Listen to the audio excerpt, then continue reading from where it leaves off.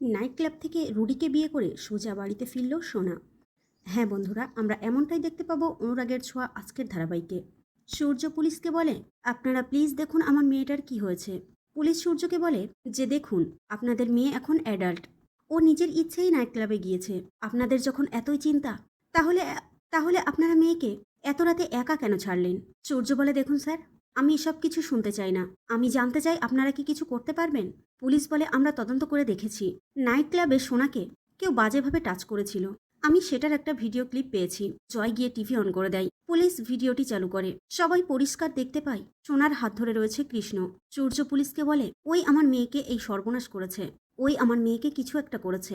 Sir, আপনি আর দেরি না করে কৃষ্ণকে গিয়ে অ্যারেস্ট করুন। কিন্তু এটা রূপা কিছুতেই মেনে নিতে পারছে না। রূপা বারবার সবাইকে বোঝাতে চেষ্টা করছে যে কৃষ্ণ এমন ছেলে নয়, সে এমন করতেই পারে না।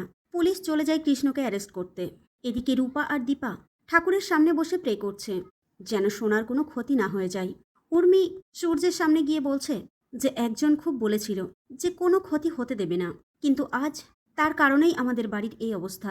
আমাদের বাড়ির মেয়ে আজ বাড়িতে নেই। দীপাকে খোঁচা মেরে কথাগুলো বলে উর্মি। প্রবীর উর্মিকে চুপ করতে বলে। এদিকে বিয়ের তোড়জোড় চলছে সোনার। সোনার রুডি একদম রেডি।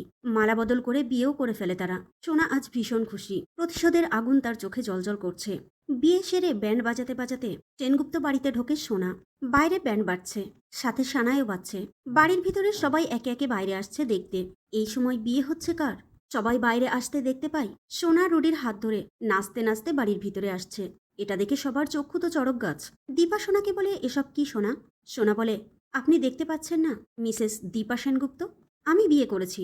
রূপা সোনাকে কিছু বলতে গেলে সোনা সাফ জানিয়ে দেয়, তুমি আমার সম্পর্কে একটাও কথা বলবে না। দীপা কড়া গলায় সোনাকে বলে, সোনা, এই ছেলেকে। দীপার কথা শেষ হওয়া মাত্র রুডি শুয়ে পড়ে দীপার পায়ের কাছে। বলে, আমি আপনার জামাই, আপনাদের ঘরের লক্ষ্মী। দীপা রেগে গিয়ে বলে, চুপ করো তুমি, লক্ষ্মী মেয়েরা হয়। রুডি বলে, কিন্তু ঘর জামাই তো ছেলেরাই থাকে। তারপর সোনাকে হ্যাঁচকা মেরে নিজের কাছে টেনে নিয়ে বলে, কিন্তু আপনাদের লক্ষ্মী তো আমার কাছে। এটা দেখে সূর্যের মাথায় যেন বাজ পড়ল। সূর্য জয়কে চিৎকার করে বলে, ওকে এক্ষুনি বাড়ি থেকে বের করে দে জয়। আমি এ বিয়ে মানি না। আর তুই আমার জামাই, তোকে আমি শেষ করে ফেলবো। কিন্তু সোনা বলে, বাবা, আমরা দুজন দুজনকে ভালোবাসি। সূর্য বলে, এ ভালোবাসা কখন হলো সোনা? সোনা বলে, এটা লাভ অ্যাট ফার্স্ট সাইট বাবা। এখন তোমরা যদি আমাদেরকে মেনে না নাও, তাহলে আমি এক্ষুনি রুডির সাথে এখান থেকে চলে যাব। সেটা কি ভালো হবে বাবা? দীপা বলে, এসব তুই কি বলছিস মা? সূর্য বলে, সোনা ঠিকই বলেছে দীপা। সোনাকে আমি আমার চোখের আড়াল হতে দেব না। সূর্যর মুখে এমন কথা শুনে উর্মি কাকিয়ার কাছে গিয়ে বলে, কাকিয়া, চলো আমরা বরণ ডালা নিয়ে আসি। এটা শুনে কাকিয়াও বলে, হ্যাঁ, মেয়েটা অনেকক্ষণ ধরে দাঁড়িয়ে রয়েছে, আমরা বরং ওকে বরণ করে ঘরে তুলি। তারা যখন বরণ ডালা আনতে যাবে, দীপা বলে, দাঁড়াও, এই বিয়ে আমি মানি না।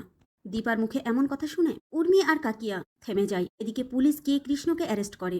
সোজা লকআপে দিয়ে দেয় কৃষ্ণকে। কৃষ্ণ পুলিশকে বারবার বোঝানোর চেষ্টা করছে যে সে নিরপরাধ, সে কিছু করেনি। কিন্তু কে শোনে কার কথা?